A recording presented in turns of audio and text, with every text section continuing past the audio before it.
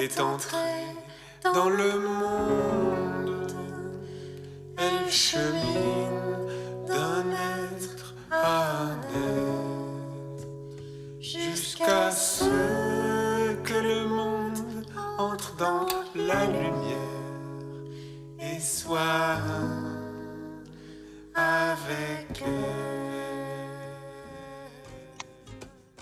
Bonjour, aujourd'hui j'aimerais faire un partage sur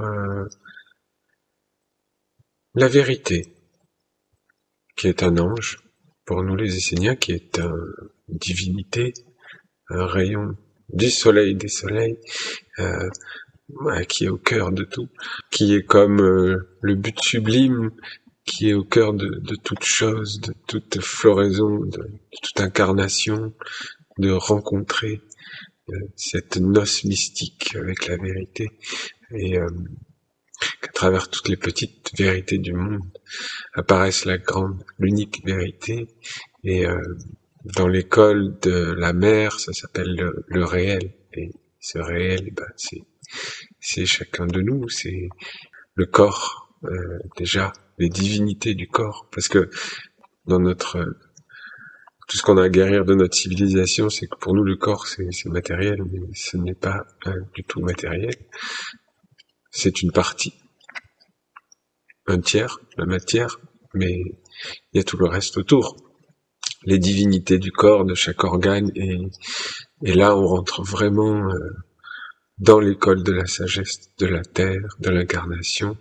Si on commence à réapprendre à écouter, à être enseigné, que notre gourou, ça soit notre corps, tous les mondes, toutes les divinités, tous les dons qui nous ont été confiés à travers la vie. Tout ça pour faire un travail, parce que la flamme de notre être, elle est vraiment venue faire un travail, déjà personnel, et puis après plus, mais qui est de re-ennoblir tout ce qu'on est venu rencontrer dans cette incarnation, toutes les conditions autour de toi, autour de ta venue au monde, et rien n'échappe à ça. C'est ton réel, c'est le réel de chacun, et c'est aussi la grande école de sagesse de la Terre, et je pense que le meilleur exemple pour ça qui me vient, c'est de prendre une plante, puisque chaque plante, elle doit toujours refaire le chemin de fleurir, de traverser des mondes. Elle doit germer, elle doit traverser tout ce qui la sépare de l'air et d'apparaître dans le monde un peu plus universel. Mais pour ça, elle doit traverser des couches jusqu'aux étoiles, jusqu'à s'offrir aux étoiles éventuellement. Chacune fait cela, mais elle est aidée dans son travail par toutes celles qui ont réussi et avant elle et qui ont apporté leur floraison à son espèce, et voilà, il peut y en avoir une qui se retrouve avec une route sur elle, du goudron et du mazout, et elle va essayer, et si elle traverse, elle apportera cette force à son espèce, cette mémoire, et ça participera à la floraison de l'ensemble. Donc tout est toujours dans le petit et dans le grand en même temps. Et donc pour l'homme, c'est pareil. Voilà. Hop. On te balance là, au début tu crois qu'on te balance là comme ça, dans une vie où tu comprends rien, t'as pas de mémoire, il y a plus de chemin de la mémoire ouvert dans nos civilisations, tout est fermé, mort, et il faut traverser ce mazout. Heureusement, il y en a qui le font, il y en a qui l'ont fait, et grâce à cela, c'est accessible. Donc c'est possible. Mais ils ont pas fait le chemin pour toi, ils ont fait le chemin pour que tu le fasses un jour, pour mettre des petits cailloux blancs, éventuellement pour que dans une autre vie, un jour où ça sera possible, tu puisses faire le chemin. C'est inévitable de le faire soi-même. Il n'y a pas d'autre chemin, c'est ça le réel. Il n'y a pas d'autre être que toi, d'ailleurs. Ce chemin, donc, d'aller vers la vérité qui englobe la vérité, qu'il n'y a qu'une seule vie à travers toutes les vies, qu'un seul jeu à travers tous les jeux, qu'un seul père à travers tous les pères, une seule mère à travers toutes les mères. Des principes, toujours. Alors ça a été en psychologie, les archétypes, effectivement, mais ça peut, ouais, d'un coup c'est comme si on crée une idole. Non, non, c'est vivant, c'est la vie elle-même, c'est le cœur de la vie. Voilà, et donc chacun de nous se retrouve avec les particularités des karmiques de ce qui est là, des lignées personnelles, de toutes ces vies d'errance, de tous nos ancêtres familiaux, les égrégores nationaux, de l'humanité. Ça en fait, on appelle ça les 4 karmas dans notre tradition essénienne, que chacun a, et il doit faire le travail, purifier pour permettre de réécrire ça, de permettre qu'il y ait un chemin le plus pur possible pour celui qui vient derrière, qui est toujours soi-même. Hein. On est nos ancêtres, on est le futur, c'est la vie qui continue. Trouver cet endroit d'impersonnalité, c'est la beauté, c'est le plus grand but qu'on puisse accomplir. Cette impersonnalité, elle nous conduit ce qu'on appelle le veilleur silencieux, la présence. Voilà, l'omniprésence, parce que c'est la même présence en toutes les présences. Il n'y a qu'une seule présence. C'est la présence. Et le veilleur silencieux en chacun, qu'on peut connecter, il y a des exercices comme la concentration dans le troisième œil, que cette lumière, que ce veilleur silencieux, faut le nourrir, il faut le nourrir, jusqu'à ce que ce qu'est la tête redevienne ce qu'est la tête. C'est le temple du soleil, du soleil qu'est ce veilleur silencieux. Et la tête, c'est un soleil. C'est un soleil. C'était les hiéroglyphes égyptiens. C'est pas n'importe quoi. C'est la science du corps. C'est le scarabée, la semence que tu viens mettre en terre. Et du coup, quelle semence tu mets en terre? Est-ce que tu vas mettre le faux moi encore en terre, l'illusion encore et encore? Et la présence de cet être véritable, authentique, de son être authentique, petit à petit, elle souffle, elle dégonfle l'importance de ce faux moi, de ce parasite qui a pris toute la place, qu'on appelle le mental, ou ce qu'on veut, qui lui s'est créé tout un monde de survie, toute une cosmogonie, que ça l'arrange bien, juste pour maintenir sa survie. C'est ce qu'on appelle le serpent qui est monté jusque-là, et du serpent de l'usurpation, ou du faux moi qui se crée tout le temps tout un monde pour s'accrocher, pour résister, pour vivre, et pour pas laisser justement l'être vérité apparaître. Hein. Il faut en passer des gardiens. Ça se fait pas facilement. C'est un travail. C'est merveilleux. On est venu pour travailler. Cette force, cet être, ce faux moi, et c'est un rêve, ouais, c'est dans les traditions primordiales, ça, il y avait la notion du rêve. Il rêve qu'il existe, qu'il y a un moi séparé du grand tout et de la vérité universelle, qui existe comme ça, comme si ça existait. Non, ça n'existe pas. C'est notre grande bulle matricielle, qui est devenue très très puissante, hein. Et c'est pour ça qu'on dit que nul ne va au Père sans passer par la mère. Quand les maîtres disent nul ne va au Père sans passer par moi, c'est par moi le jeu, mais le jeu incarné, incarné et dans toute ses dimensions, qui sont multiples. Mais il faut pas avoir peur d'aller les voir, les autres dimensions. Mais principalement dans ce chemin spirituel, finalement, la grande épreuve est de pas se perdre dans des croyances, mais de toujours tout ramener aussi en équilibre avec les racines, s'enraciner dans son corps, récupérer son territoire. Il y a que quand ça qu'un arbre, qu'une plante pousse, c'est quand elle est enracinée. Il y a pas longtemps, j'étais à un festival chamanique et on voit comme les blancs, waouh, quel travail on a à faire par rapport aux racines. C'est-à-dire, il y a des peuples autochtones, bon, on sent que leurs ancêtres sont là, voilà, ils incarnent leurs ancêtres, ils ont rien rajouté, vous voyez, ils rajoutent des choses, mais c'est vivant, c'est là. Dans ce monde-là, eux, c'est posé. Alors que nous, le fondement, là, il n'y est pas du tout. Donc ça plane à 3000, un coup de tambour et tout. Mais il n'y a pas d'ancêtre, il n'y a pas de racines. Donc c'est compliqué. Mais c'est pas un jugement, c'est juste que c'est un début de reconnaissance du chemin à parcourir. Et c'est bien, il faut toujours poser les choses, voir où on en est. Jusqu'à pouvoir retisser des liens avec des ancêtres de lumière, justement. Stables. Des ancêtres stabilisés sur la terre, puissants, ancrés, qui ont ouvert un chemin de lumière et marché dans leurs pas. Et oui, moi j'en suis à un moment où j'aime voir que finalement mes mains, c'est mon gourou. Tout est là en fait. J'ai reçu un don avec ces mains et je les observe faire leurs miracles, leur vie, faire des choses que c'est pas moi qui fais, c'est la divinité de la main qui fait. C'est merveilleux. Ça me donne envie de mettre cette fleur au centre.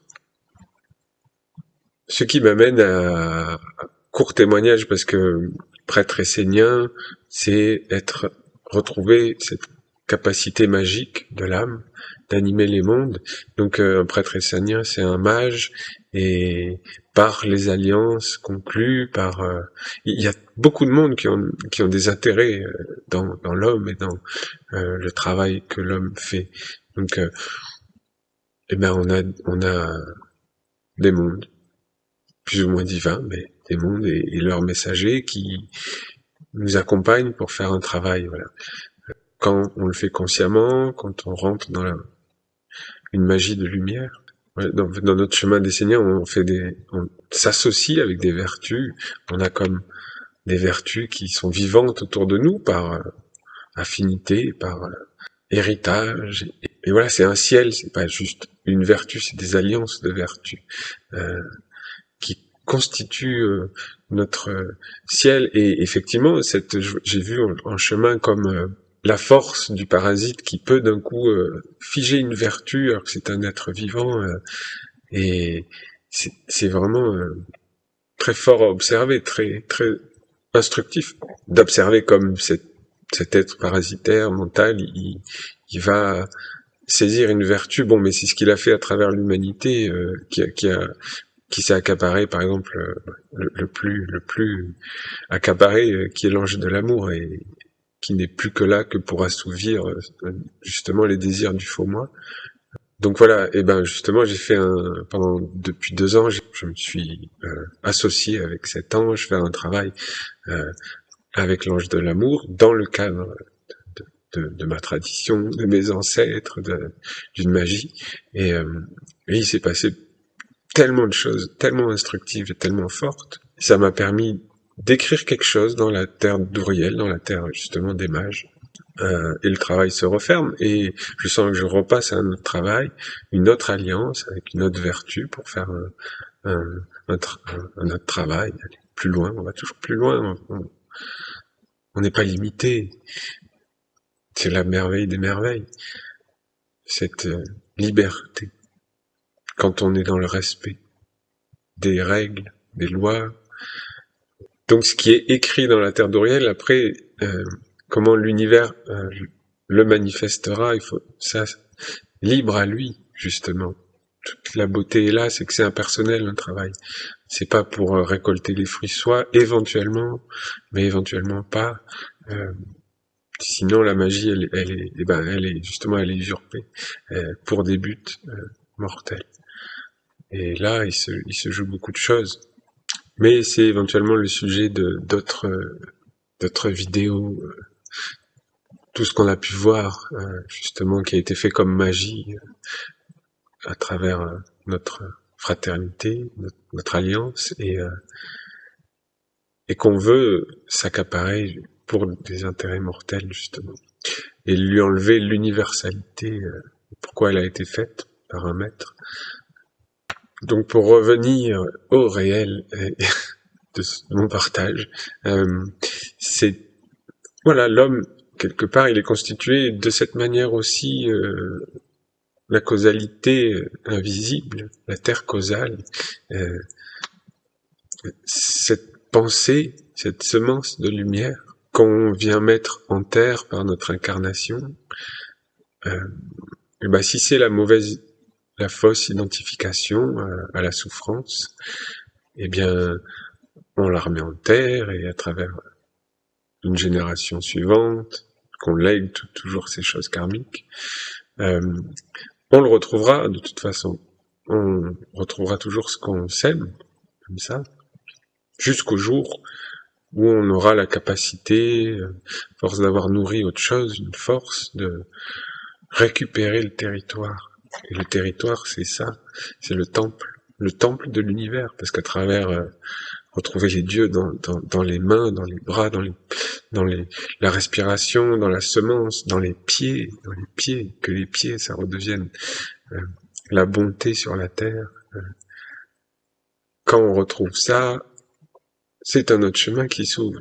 C'est le chemin du jardin de l'âme, du silence, le jardin de la lumière. C'est pas un mythe, c'est le réel absolu, justement. Il y a pas plus réel que ça. C'est nous qui sommes complètement sortis en miroir de ça pour reparcourir, retraverser cet océan.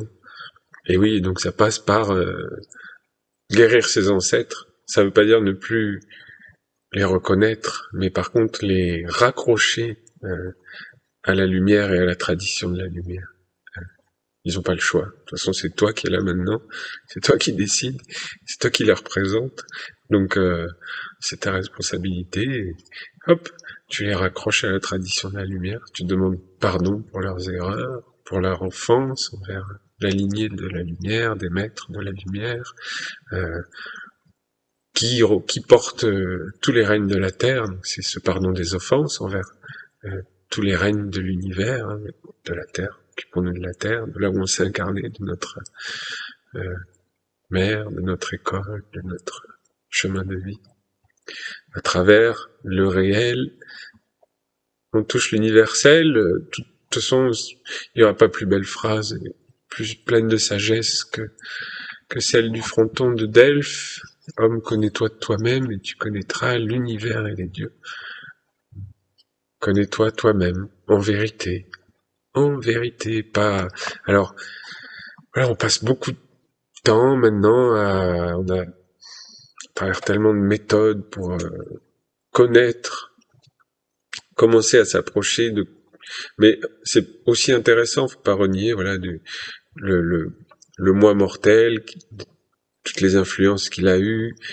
Toutes les méthodes sont super parce qu'elles permettent de commencer à voir... faut pas le renier, voilà, la cartographie déjà du petit frère. Si tu le connais pas, le veilleur silencieux, il va se poser sur quoi? Il va planer dans les hauteurs, et ça va devenir des dogmes, des sectes, des choses qui vont recréer une bulle qui est pas dans le réel, toujours. Et on perpétue toujours la même histoire. Ce veilleur silencieux, il te fait voir toujours plus avec l'œil de la vérité qui est tranchant comme l'épée de Michael. Les illusions, les croyances devenues inutiles, tous les fardeaux, hop. Là où ton vieux mental usé, il s'était accroché pour te maintenir en vie, c'est plus la peine, merci. Avec l'ange de l'amour, tu le serres très fort contre ton cœur. C'est bon, respire dans l'amour. Vas en paix, sois en paix. Sache que je suis Dieu. L'ancêtre Enoch, premier qui s'est réuni avec le soleil vérité, c'est le chemin au-delà du travail individuel de chacun. Toutes les âmes aspirent à ces noces mystiques, dans une vie ou dans une autre.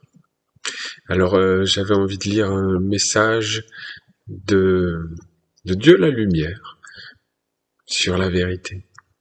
Je vais lire et je vais peut-être commenter vite fait. Mes chers parents, j'aimerais que vous compreniez l'importance de la vérité. J'aimerais tellement que vous honoriez la vérité et qu'elle soit un fondement dans votre vie. Je vais expliquer le terme parent. C'est une science qui a été ressuscitée dans notre tradition d'être un parent de la lumière. Donc il y a, comme les mystères égyptiens, c'est vraiment ce qui était vraiment réservé à des initiés, de faire une magie de lumière avec une statue où Dieu s'incarne. Donc voilà, cette lumière, à travers cette magie, parle à ceux qui l'ont mis au monde et qui se sont engagés à prendre soin d'elle. La vérité est Dieu lui-même, et elle est comme un diamant qui manifeste son éclat à travers plusieurs facettes. La vérité apparaît à travers différents points de vue. Pour être en accord avec la vérité, il ne s'agit pas simplement de dire les choses qui te semblent justes, mais il te faut trouver ton être véritable, qui est l'être véritable de tous les êtres, et qui peut comprendre et englober tous les points de vue. Il y a ta vérité du moment, et il y a la vérité qui est immuable, éternellement vraie. Ta vérité, c'est ton Dieu, et la vérité, c'est le Dieu des dieux. Trouver la vérité est un chemin intérieur qui nécessite la pureté, l'honnêteté, la clarté. C'est la quête de l'attitude juste, d'être serein avec toi-même et aussi, et surtout avec les autres, afin que ta manifestation, ta respiration, ta parole devienne une évidence qui éclaire, qui nourrit le juste, qui le libère. J'existe, n'en doutez pas. Je suis vivant, je suis réel. Là, c'est la divinité de la lumière qui dit je, mais lumière, la vérité en tous les êtres. Je suis né de vous, de votre alliance avec les anges et les archanges dans la volonté du Père. Je veux que vous sachiez que je suis là. Je vous vois, je vous connais, j'aime votre sincérité, votre dévotion, vos aspirations pures, vos intentions aimantes, votre souci de protection lorsque vous tournez votre attention vers moi et vers les mondes supérieurs. Là, elle s'adresse à ceux qui sont là, qui font un travail avec elle, cette divinité incarnée à travers cette magie. Grandissez dans l'être de la vérité et rendez réel tout ce qui est vrai jusque dans votre corps et la vie qui dépend de lui. Vous êtes sincère dans votre cœur, mais il y a une frontière que la lumière ne parvient pas encore à traverser. C'est celle de votre vie liée à la matière et à la mort. C'est un ancien monde en vous, mais vous vous y accrochez. Cela me chagrine que vous fassiez une séparation entre ce qui vit dans votre cœur et ce qui appartient à la sphère d'existence de votre corps. Voilà quelle puissance dans ces mots. Dieu, la lumière, qui est chagriné parce que les hommes séparent, vivent dans leur cœur, dans le meilleur des cas, dans des extases, et dans une vie spirituelle riche, mais le corps, le réel, l'ennoblissement, l'œuvre dans la matière, l'alchimie, la transfiguration, l'unité. Voilà, c'est comme ça que je veux regarder le monde, avec l'œil de l'unité. La vérité n'est pas divisée, car ce qui est vrai l'est dans tous les mondes. Il n'y a pas d'un côté une vérité dans la compréhension intellectuelle, une autre dans le cœur, et une autre dans la sphère d'existence, des actes matériels. Un tel comportement vous affaiblit et vous nuit. Évidemment, le diviseur, on sait qui c'est, celui qui sépare. Parce qu'alors, quand on parle justement de l'épée qui tranche, elle tranche l'illusion, elle tranche justement ce qui sépare en fait, celui qui s'est séparé, le faux moi. Elle tranche pas le corps et le non-corps. Elle les réunit comme les deux facettes de la médaille, de l'épée, du fleuve de la vie. Mais voilà, tout est dit sur notre travail. Là, maintenant, d'autant plus, là, il faut y aller à fond. Maintenant, là, dans ce qu'on traverse l'humanité, c'est vraiment le grand travail. Il faut re-ennoblir dans notre civilisation occidentale, vraiment re-ennoblir, s'enraciner, chasser tous ces entités parasites. Soyez vrais et gardez votre pureté, celle de votre être global. Ne vous divisez pas, mais soyez globaux, entiers. Ne soyez pas d'un côté uniquement des corps animés par un monde qui vivent sur la terre en parfaite inconscience, et d'un autre côté des cœurs emplis de dévotion pour Dieu et ses anges. Dans votre origine, vous êtes divin, vous êtes des âmes immortelles, vous avez une mission à accomplir, et vous êtes aussi des êtres cosmiques. Si vous mettez un enfant au monde dans la sphère physique, alors il devient votre prolongement et votre futur. Ouais, je pense que c'est... J'avais pas lu le texte avant de faire la vidéo, mais c'est de ça dont je parle, en fait. Quelle continuité, quelle semence on met au monde. La vérité globale ou le mensonge de la séparativité. À travers un enfant. Oui, c'est pas séparé. Oui. Moi, je suis né de votre relation avec les archanges et avec les mondes supérieurs. Je suis votre avenir. J'aimerais que vous en deveniez conscient et que ce chemin soit lié avec l'être de la vérité dans sa globalité. Ne regardez pas ce qui ne vous regarde pas. Ne faites pas entrer en vous ce qui n'est pas vous, de peur de vous perdre, d'être pollué, de ne plus être pur, honnête et clair. Ne donnez pas votre avis sur une chose si vous n'êtes pas prêt à la porter et à vous donner entièrement à elle. Ne donnez pas votre avis sur une chose si vous n'êtes pas prêt à la porter et à vous donner entièrement à elle. Voilà, ça c'est pour nous rappeler que justement cette tête parasite, il a tendance à jeter ses tentacules partout pour rien. C'est la stérilité de sa vie. Faites comme les anges qui sont purs, honnêtes, clairs et vrais. Ils portent une vertu, ils la deviennent. Ils sont un avec elle, ils sont elle. Aucun ange ne sort de son rayon pour dire à un autre ange comment il devrait faire pour porter sa vertu. Car ce serait une chute et une déchéance. L'ange est véritablement lui-même dans tout son être et il n'est rien d'autre. Voilà, mais on peut dire pareil pour... voilà, l'ange, mais le chêne, il va pas dire à l'olivier, pour être un olivier, vraiment tu devrais être un peu comme un chêne, comme mais c'est parfait avec cette image. Voilà, parce que les anges sont une réalité organique. Enfin, vraiment quelque chose qu'il faut tout le temps rappeler sur ce chemin de travailler avec des anges. C'est une réalité organique. C'est ce que je répète vidéo après vidéo. Pas de plan B, c'est le réel. Les anges, c'est le réel, c'est des faits. C'est la vérité. C'est le chemin de la vérité dans notre travail, mais voilà, pourquoi pas un moment faire un avec. N'émettez pas de jugement, ne donnez pas votre opinion, ne cultivez pas le regard inquisiteur, et n'enfermez pas un être en étiquetant tout ce qu'il vit. Apprenez à être dans le silence et appréciez le silence. C'est là où apparaît ce veilleur silencieux, qui est le maître du silence. Apprenez à emplir votre parole de vous-même, de votre divinité, de votre âme et de votre destinée, de lumière. Harmonisez-vous avec les êtres qui composent votre entourage, afin de ne jamais amener ce qui trouble l'eau, enlève la clarté et empêche d'être un avec la vérité éternelle, immortelle. Ça c'est beau, ça c'est un idéal absolu, de pouvoir être ensemble.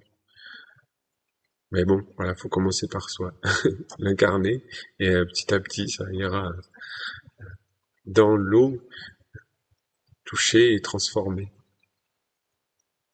La vérité est permanente, car elle est l'existence. Soit tu es avec elle, soit tu es hors de son rayon. Si tu es avec elle, alors tu es en accord. C'est en accord. harmonisé, tu es un instrument accordé à l'être véritable. Tu es clair, tu es honnête, pur, centré dans ton être global cosmique. Mais oui, cosmique.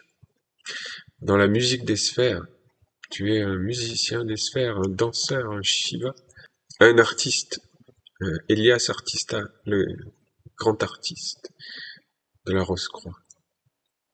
J'aimerais profondément que vous compreniez mes paroles, car à un moment donné de votre parcours, il vous faudra faire un choix difficile. Pour l'instant, vous avez fait le choix de vous engager avec votre cœur, et vous avez offert une intention pure, vraie et sincère. À travers les années, vous avez accumulé un immense capital, par les Esséniens, à travers la pratique assidue de la ronde des archanges, et cela a même touché la sphère d'existence terrestre à travers de nombreuses réalisations concrètes. C'est magnifique.